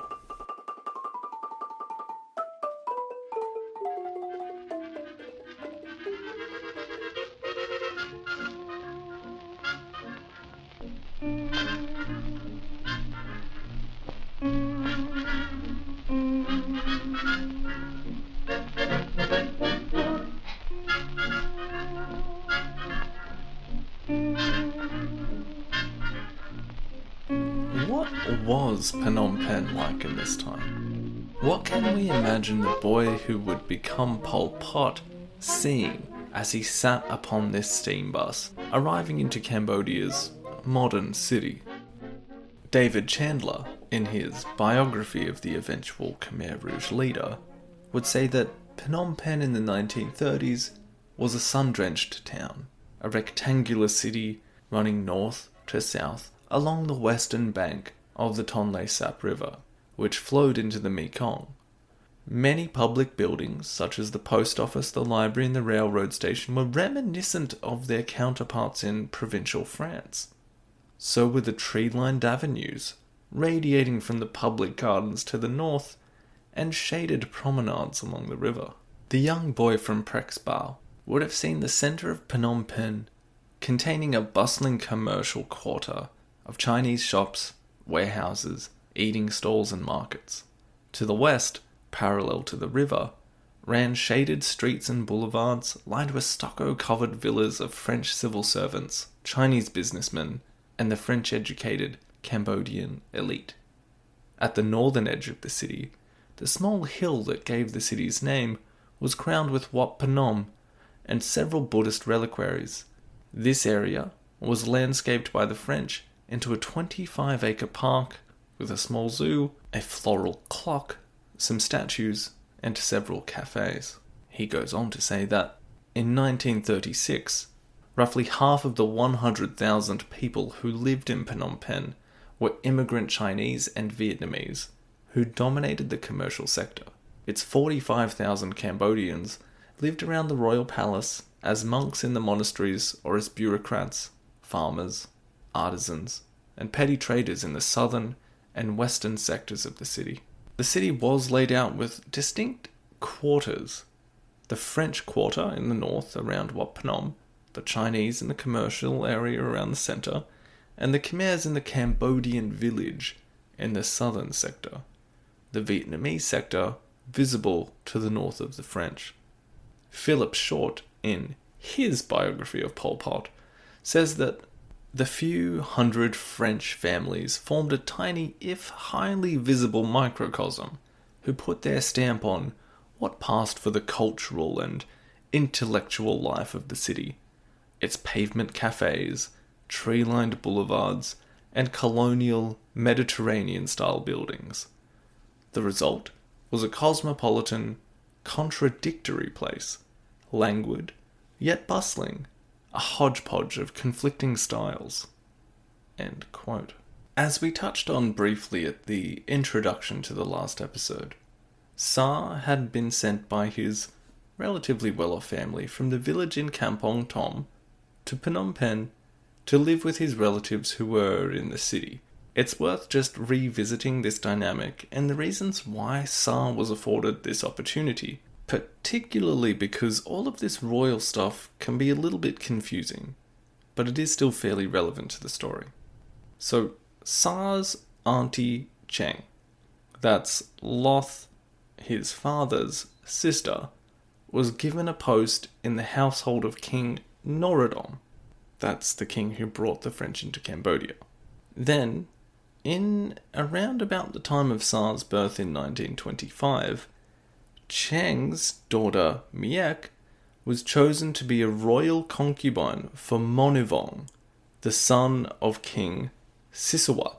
At this time in the story, so far, we've seen Norodom lose health and die, and then King Sisawat take over. He rules from 1904 until he dies in 1927.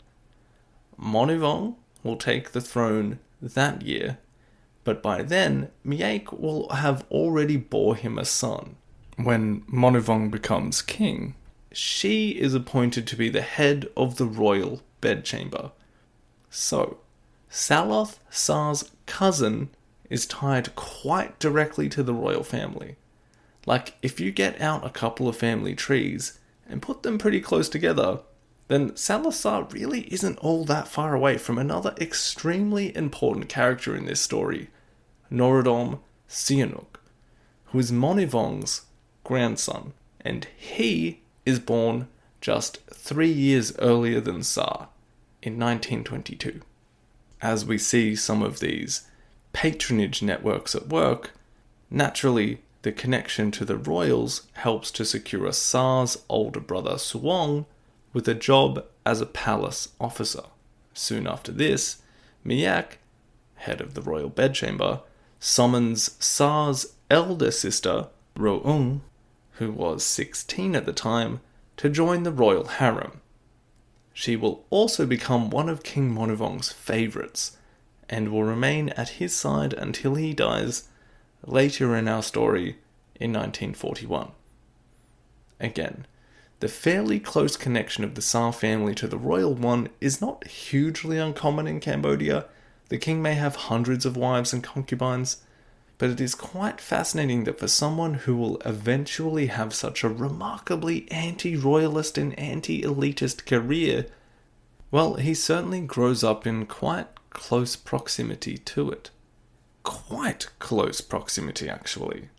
In one of the many fascinating aspects of Philip Short's biography, he describes the visits of Sar to the royal palace, and how they may not have been just to go visit his sister or his cousin. Quote, "There may have been another reason why Sar's visits to the palace remained engraved on his memory. The harem of a Cambodian king in the 1930s was awash with repressed sexuality. As well as his official wives, King Monivong had innumerable concubines and serving girls, most of them in their teens or early 20s. Monivong was elderly and not in good health. Necessarily, most of these young women were physically unsatisfied. At 15, Sar was still regarded as a child, young enough to be allowed into the women's quarters. Decades later, two of the palace women, living out their old age on French government stipends in Paris, remembered little Sar, who used to come to visit them wearing his school uniform, a loose white shirt with baggy trousers and wooden shoes. The young women would gather around, teasing him, then they would loosen his waistband and fondle his genitals, masturbating him to a climax. He was never allowed to have intercourse with them, but in the frustrated hothouse world of the royal pleasure house, it apparently afforded the women a vicarious satisfaction." End quote. The 15-year-old Sar in 1940 had been living in Phnom Penh for around 6 years. He had already finished his early stint at the Buddhist monastery Wat Batom Vadai, a period in which the monks taught him a spirit of detachment. Something Short contends is impossible to know if it really made an impression on him at this crucial formative age of 10 years old, but he contends that the later political ideas of Pol Pot might be linked to these messages of severing personal ties and the suppression of individuality. He was then sent to one of the rare French primary schools in the city, the École Miche, presumably named after the Catholic priest who we met in the last episode, the friend of King Duang, who facilitated Henry Mouhot's famous visit to the country in the 1860s. We are going to return to Sar's education and the years which follow it in later episodes, but it is worth mentioning here some of the memories that his contemporaries and relatives had of him at these times, as an amusing companion, someone who loved to laugh, an adorable child who wouldn't hurt a chicken, a boy who enjoyed playing football and making a joke. Throughout the 1920s and early 30s, many of the future leaders of the Khmer Rouge will be born and raised. Yang Sari, Khieu Samphan, Khieu Thirit, Khoi Tuan, Ta Mok, Non Che, Son Sen, and Von Vet, amongst others. I think what is more important than discussing the very early years of these people's lives is discussing the context in which they grew up. As the scope of this episode is really only up until the beginnings of World War II, I don't think we need to spend too much time right now discussing Pol Pot as someone in his early teens, apart from saying that at this point in his life, there is nothing particularly apparent in his circumstances or personality that would make someone wonder if he would grow up to be one of the 20th century's most terrible figures. And this can be a little scary.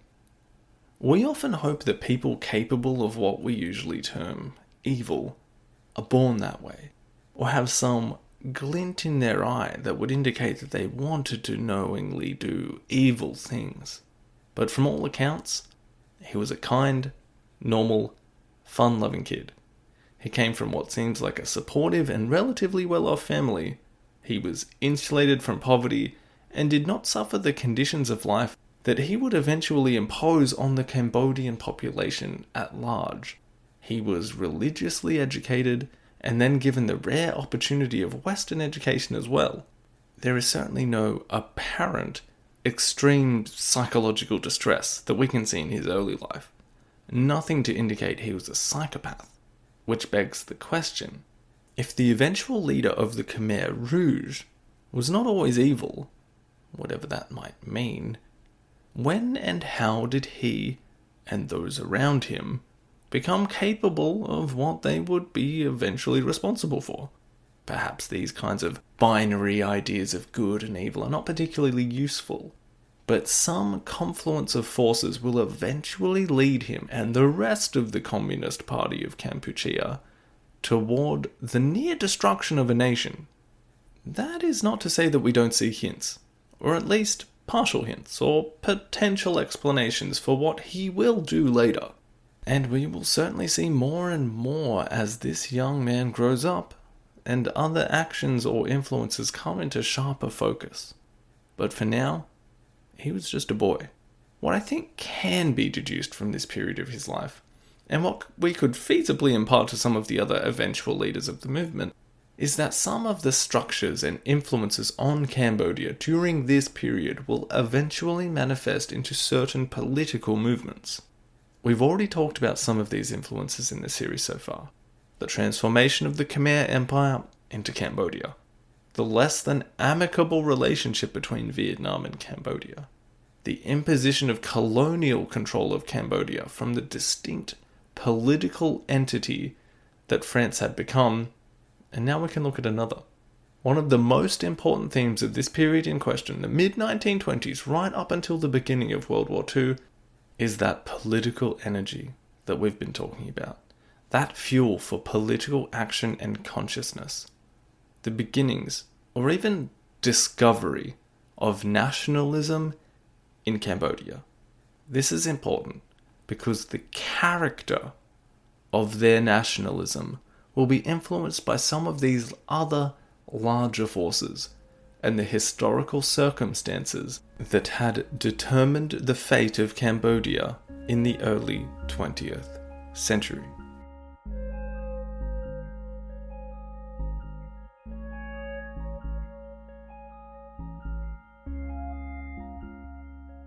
In 1937, 30-year-old Son Ngoc Thanh was returning to his place of work near the Royal Palace in Phnom Penh. He just walked uptown to see the building which had just been finished in the central area of the city. It had been designed by a French architect, Jean Dubois, and Thanh had found the huge Central Market building stunning. With its bright yellow paint, a massive central dome more than 25 meters high, and the 4 large arched arms which extend out from it diagonally, mimicking the 4 rivers which converged on Phnom Penh. It was another testament to the city's growing modernity. The Central Market was, at the time, Asia's largest. Thanh was on his way back to the Buddhist Institute, which you could think of kind of like the government-backed office of Buddhism in Cambodia. It was founded in 1930 by the French and acted as a repository for Cambodian religious texts and a meeting place for Buddhist intellectuals, most of them monks or former monks. This building was located just near the royal palace, and the frequency which he came to the area may have meant that Saloth Sar's relatives, like Miek or Suong, would have been able to recognize him in the same way you notice the same people you might see on a regular basis without actually knowing who they are. Son Ngoc Thanh was Deputy Director of the Buddhist Institute, a post he had been given a few years earlier. This was a fairly prestigious position and reflected the career that he had been building for himself. Thanh was originally from Cochin, China, and a member of the Khmer Krom, an ethnic minority in the region composed of the Khmer who remained there after the region was conquered by the Vietnamese in the 17th century. Now part of colonial France and benefiting from French citizenship, unlike the Cambodians who were technically a protectorate rather than a colony, as this region was, he got a primary education in Saigon and then was able to move to France to obtain higher education in Montpellier and Paris. He completed a teaching diploma there and studied law for a year at the University of Paris. He returned to Indochina in 1933. He briefly worked as a clerk at the Phnom Penh Library before becoming a magistrate in the western province of Pursat, working his way up to a public prosecutor back in Phnom Penh. and he was then given this post at the Buddhist Institute. It was during his time here that he met Pak Cho-un, another member of the emerging intellectual Cambodian elite. Cho-un had been in World War I and served as a translator on the Western Front. These men represented a slight change in the way Cambodia was being run by the French, in a move that saw marginal increases in Khmer participation in the administration of the country. It also highlighted the state of education at this point. The fact that Thanh had a tertiary education was exceedingly rare. In fact, 1930 had seen only the first group of Cambodian students to finish secondary school, or the French version of latter secondary school, known as a lycée.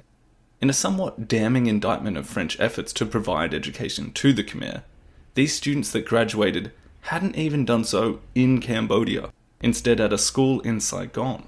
The first school of this kind in Cambodia, which caters to like 15 to 18-year-olds, was the Lycée Sisawat, and it was founded in 1936.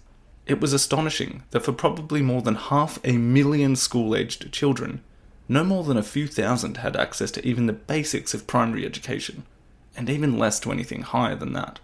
Yet there were those that were beginning to access it, and one of the focal points for the group that would eventually be educated was this Buddhist institute, particularly after Thanh and Cho-un were able to attain royal patronage for a new Khmer language newspaper, the first of its kind in history.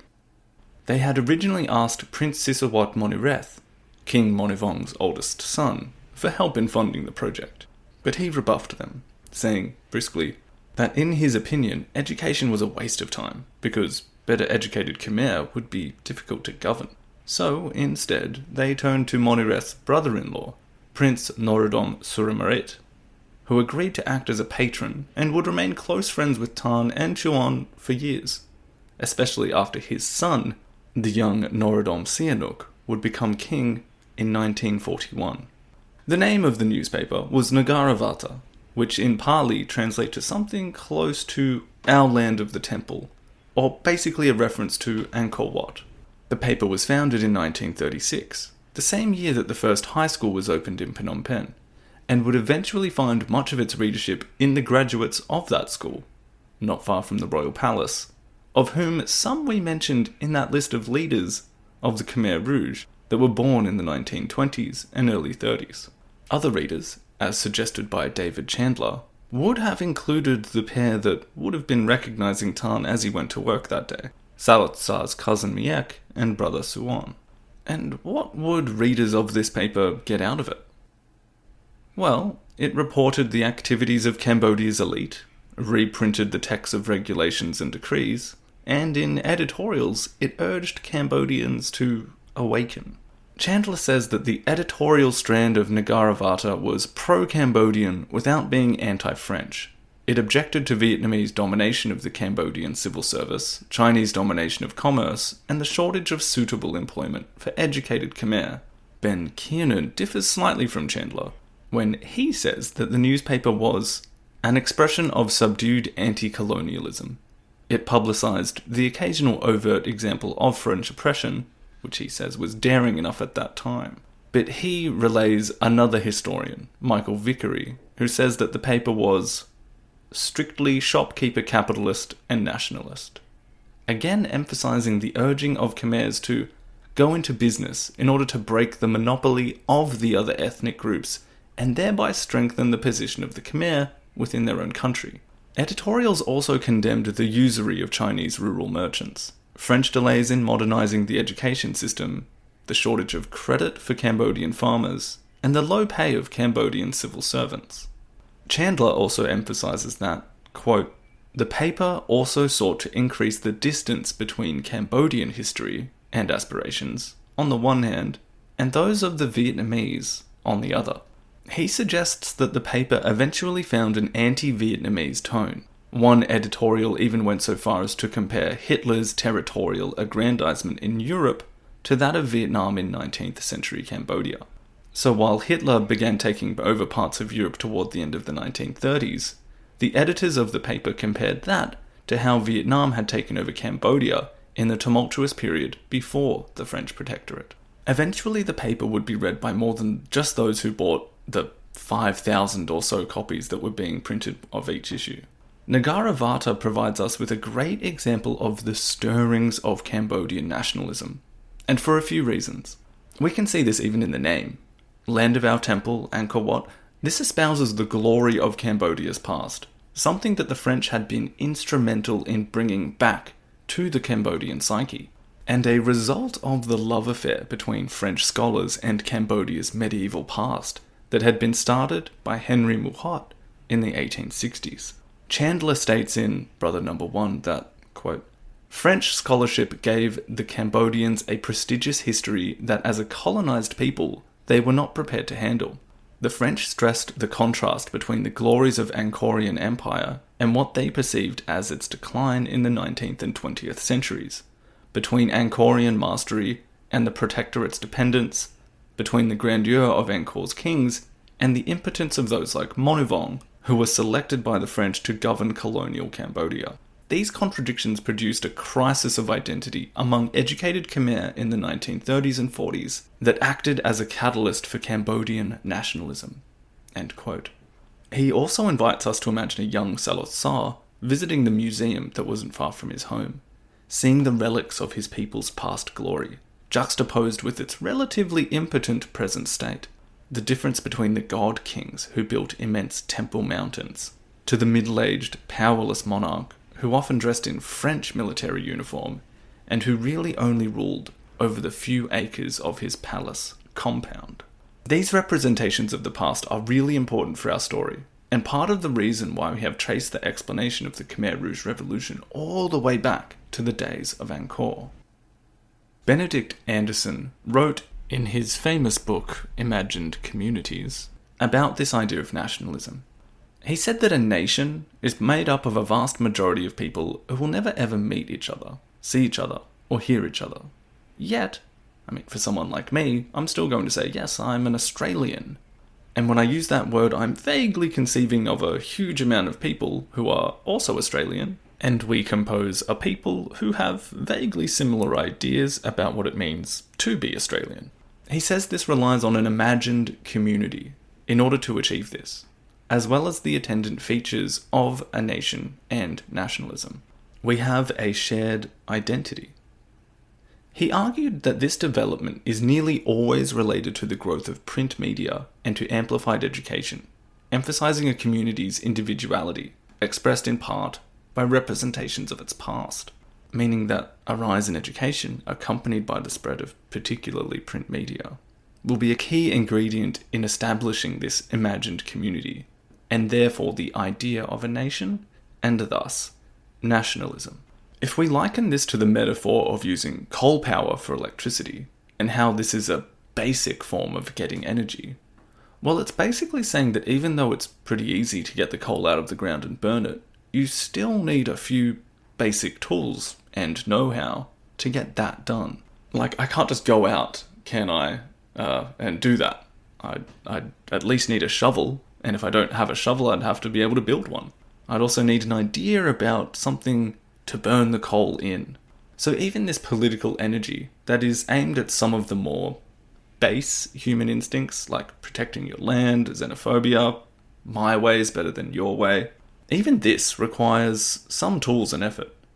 You would also need to be educated enough, or at least have an educated group within your movement that was able to identify the nationalist identity that was going to be spread. You've got to know where the coal is in this metaphorical ground, and you need a conceptual shovel or pickaxe to get it out. So what is the nationalism that is being dug out here? And how does an essential part of this process, like Nagaravatta, contribute to that nationalist energy? So the coal that's being dug out of the ground here, this Cambodian identity, like other nationalist movements, it must set itself up as what it's not. In this case, it's not Vietnamese, and may even be in opposition to that identity. This plays into other notions of the hereditary enemy discussion we've had about the Khmer and the Vietnamese. Don't spill the master's tea, and all of that. As we mentioned, the Vietnamese encroachment and treatment of Cambodians was likened to the actions of Hitler that was occurring in the late 1930s. This anti-Vietnamese sentiment, and its long-standing place within Cambodian nationalism, can surely be seen as one of the precursors to the decision of the Communist Party of Kampuchea to eventually commit genocide against the remaining Vietnamese during their time in power. The paper was also bemoaning the status of the Khmer at this time, and this comes from the way that the French had been running the country. Prominent positions occupied by Chinese or Vietnamese, the lack of education for Cambodians, as well as the lack of opportunities for the rare few who actually had obtained education. The idea that the Khmer needed to wake up and take back what was theirs. All of this can be related back to Benedict Anderson's idea of nationalism emphasizing a community's uniqueness and individuality, particularly in reference to that community's past. Cambodians, particularly this new educated elite, were seeing representations of their past as those that had conquered most of mainland Southeast Asia. Their ancestors had built Angkor. How could they be in this position now? Their nationalism was constructed at a time when there was a sense of inferiority, or at least an acknowledgement that they were not doing as well as they should be, and that this needed to change. Just like how French nationalism, born during the French Revolution, was moulded by the context of the day, the fear of outside invasion, the need to safeguard the revolution, and the abolition of the monarchy. Cambodian nationalism will be born in a time that imbues it with certain characteristics, and these will be absorbed during a crucial time in Cambodian history, because sooner rather than later, they will become independent of France, and required to cope with the problems that will produce. Now, the French, at this point, any interaction between them and this new educated elite was not done toward a cordial and eventual handover. The French had no plans of leaving Indochina, and the wars they eventually fight over it are testament to that. While the French in Cambodia were, at this time, I would say, far from as bad as a colonial power can be, see Belgium in the Congo for an example in that direction, they were, well, as we said earlier, negligent. That's probably the best word I can think of. And considering what is, in the late 1930s, just around the corner for the French, in the shape of a Nazi blitzkrieg, well, Chandler, again in A History of Cambodia, says that, quote, "There were no moves in Cambodia, for example, to widen the electorate, to introduce representative government, or to train Cambodians in a systematic way to replace Frenchmen in the administration." He goes on to point out the ironic events of 1939, when elaborate ceremonies were sponsored in Phnom Penh to honour the 150th anniversary of the French Revolution. Remember that one? Perhaps some of the ideas about this revolution, which was of course taught in any school that had been bothered to be set up in Cambodia, and taught in French of course, would not be lost on some of the Cambodian students who would grow up in this period. But before it is their turn to try out their ideas on how to run this country, someone like Son Ngoc Thanh, who can almost be considered one of the founders of Cambodian nationalism, he will have a significant role to play when we return to Cambodia and see how these developments play out during the chaotic events of the Second World War and its aftermath. This is when our discussion must turn again to events happening not only elsewhere in the world, but also in neighbouring Vietnam. The French control of that country is not anywhere near as peaceful and easy as it is in Cambodia. In Cambodia, a new intellectual elite is only just discovering that metaphorical coal and the ways to dig it up and burn it to create a new political energy. Well, a group within Vietnam is toying with something far more advanced. A new, globally focused kind of revolutionary energy. Communism. An energy which requires much more theoretical nuance and technological savvy to be able to harness properly. perhaps comparable to nuclear energy, as opposed to simply burning coal, and one that may possess similarly disastrous effects if not handled with the utmost care. And it is at this point that we must turn this series toward a discussion of a theme that will become fundamental. We need to talk about communism and its roots, and the eventuality of the Cold War. To do so, we will need to go pretty far back to the Industrial Revolution, which we will pick up in the next episode, as we see how the world had splintered during Cambodia's stunted development in the 20th century under the so-called French Protectorate. We will see how the world coped with the destruction of World War I, and how it laid the tracks for the second, and how some of the nationalist themes in Nagaravatta will collide with the downfall of France and the rise of Japanese imperialism. Not to mention how a generation of young Cambodians, with members like Saloth Sar, will react to these changes too. But here, at the end of the episode, I just want to say thank you again for listening. We've come a long way once again, but we've finally been able to look at Cambodia in a modern context, and explored what it was like for Cambodians during this period. The 20th century is, well, it is a century of death, and we will soon arrive at Cambodia's contribution to that century. If you have listened all the way to the end of this episode, I'm really glad. And if you've been listening to this series since it started, thank you for your patience. While you're here, or if you haven't already, please consider leaving a rating or review wherever you might be listening to this show. Feel free to engage with the content on the website at www.shadowsofutopia.com, which now includes a full list of sources used in the show. Or you can also check out the Twitter account I've set up at Khmer Utopia. You could also contact me via email directly at shadowsofutopiapodcast@gmail.com. So with all that being said, once again, this is Lachlan Peters. Until next time, thank you for listening.